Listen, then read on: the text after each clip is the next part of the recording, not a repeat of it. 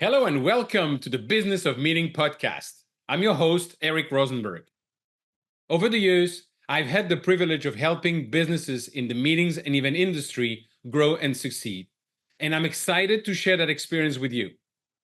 If you feel alone and overwhelmed, and if you're looking to take your business to the next level, improve your strategy and sales, and connect with like-minded professionals, you are in the right place. I invite you to visit eventbusinessformula.com and join our community of event business owners dedicated to exponential growth. Now, let's dive into today's episode. Hello, and welcome to a new episode of the Business of Meeting podcast. Today, I want to talk about the mindset. I want to talk about the challenge. I want to talk about change and how some people are actually shooting themselves in the foot. As my friend Ami Kassar said, to successfully be a self-employed business owner, you have to be comfortable with a level of stress that would destroy most. I'll repeat that at the end because it's really, really speaking up to what I want to share with you today. Most recently, actually last week, I had two conversations, completely different conversations that made me think of sharing that today. The first one was with someone that I'm coaching in one of our cohort. That person told me, but I cannot do that because that's always how I've been operating. And I thought, well, if you want to change, and that's the whole purpose of getting coached, but also looking at your long-term vision, you need to accept the fact that, and I know it's uncomfortable, but you need to accept the fact that you will have to operate in a different way that you've been operating in the past. If not, there is no point in doing what you're doing, and you're not going to have any change in that. And in the second conversation, where it was a friend, and she told me, oh, Eric, I'm too old to do that and to start all over again. I'm thinking, really? First of all, I won't tell you her age, but it's like not a baby, but definitely not an old person. But maybe that moment in her mind, she thought about that. And I always refer to my grandfather who did jet ski with me when he was 91. It was the first time that he was doing that. And he has always this mindset of learning. And it's not because you've done something in the past that you have to be doing it the same way. It is not because people are telling you you're never going to be able to do that you have to believe it. And it's not either because you decided that this is something that you want to be restarted, that you are or too old or don't have experience enough, whatever it is. It's a question, first of all, of mindset. And I want to give you some tools to work on that. First and foremost, you need to have a 10 years vision. You need to have a long-term vision. And you're going to come back to that vision all the time. That's very, very, very important. Why? Because, again, being an entrepreneur is a roller coaster. Nobody goes straight from beginning a company into selling it. It doesn't happen overnight. It doesn't happen like that. It's a roller coaster. One day it's wonderful, everything seems to be going great. The next day something happened and everything is in jeopardy, or you have to change, or you have to look and be stressed and act upon it. That's the life of being an entrepreneur. And it's wonderful. And trust me, I wouldn't do anything else. And I wish the same for you. But it's not for everybody, and you need to be aware of it. So having this long-term vision and coming back to it every time that you're facing an obstacle, it's where you come back, be grounded, think about why you're doing what you're doing, and making sure that whatever the hurdles is in front of you, you're actually going to go over it by focusing and having your mind thinking about the ultimate vision, the ultimate goal, and what is it? Why is it that you're doing what you're doing? So going back to the long-term vision and why you started the company in the first place and where you want to go, it's extremely important. Second thing, which, I could have started with that as well because it's extremely important, is this thing called imposter syndrome. And if you think that you're the only one to suffer for imposter syndrome, think again. Actually, I would say the other way around.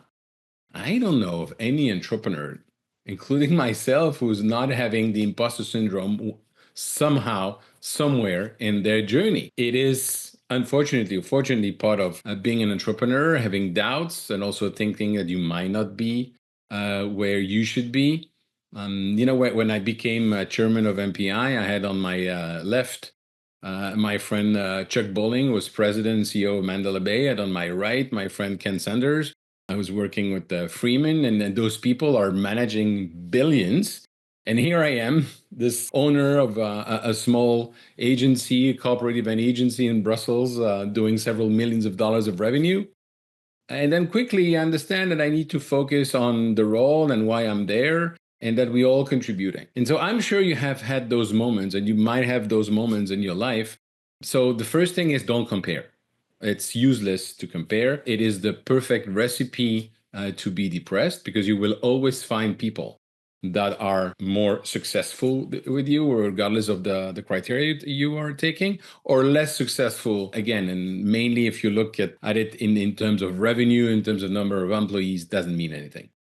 Actually, just a small parenthesis, but for me, success is measured, for instance, the fact that I can speak with my daughters every day. That's success. So the imposter syndrome is something that is going to affect you, that you're going to be confronted with, and just identify, realize it, and go back to why you're doing the business, your long-term vision, and think about everything you've already achieved in your life. Stop comparing to anyone. Focus on you. Look at all your achievement and have the right mindset of continuing facing the obstacle and putting one step after the other. And another aspect which is extremely important that will help you as well is the mindset of surrounding yourself with the right people. What does that mean? It means that you will never find someone who's like 100% doing the business or executing the project the way you are executing it. You will never find somebody who's as good as you or as detailed as you, is operating the way you like to operate. Fine. What matters is the client. What matters is that the client is happy. And what matters is that she or he is working with you because you're solving their pain and your company is solving their pain. Now, if your team is delivering 80% of what you would deliver, but the client is extremely happy, that's the most important. And yes, as a business owner, and when you start your business, I'm sure that nobody does it better than you do, and and it's your brand, I've been there. At the end of the day, if you want to have time for yourself, if you want to grow your business, if you want to be able to focus on what you're the best and where you're bringing the most value for your company, you need to have a team. And that means that you need to delegate. And that means that you have to understand that even if someone is not delivering 100% the way you would, as long as it's 80% and it's good for the client and the company's growing, it's good, and that's where you're moving forward. And yes, you can always step in and help. At the end of the day, if you want to grow, if you want to have time for yourself, you want to grow the business, you need to empower the people you're hiring, and you need to make sure you're surrounding yourself with the right people. And then you need to also put everything in perspective. If you go into the SBA website and start searching, if you search how many companies in America are actually generating more than $1 million in revenue, you're going to have less than 5%. Less than 5% of all the companies in America are actually generating more than $1 million in revenue. So that gives you a little bit of the perspective. Yes, we're always hearing about the unicorn, the company worth $1 billion, the NVIDIA, the Microsoft, the Google, and so on and so forth.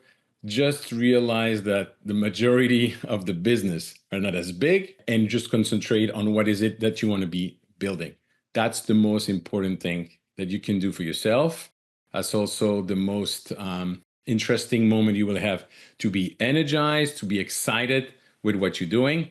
And again, I just want to finish this episode by sharing one of my favorite quotes from Ami Kassar.